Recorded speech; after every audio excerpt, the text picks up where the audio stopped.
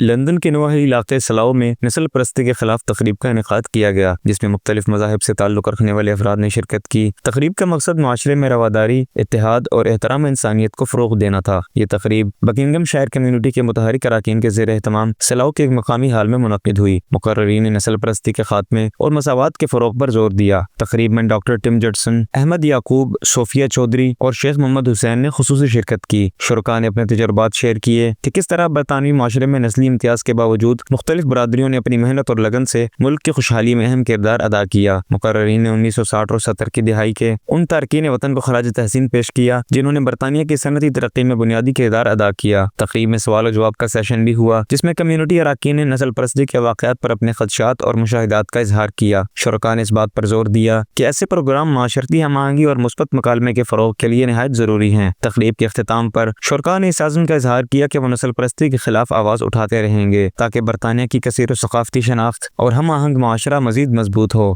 Zahid Bukhari, JK news, London.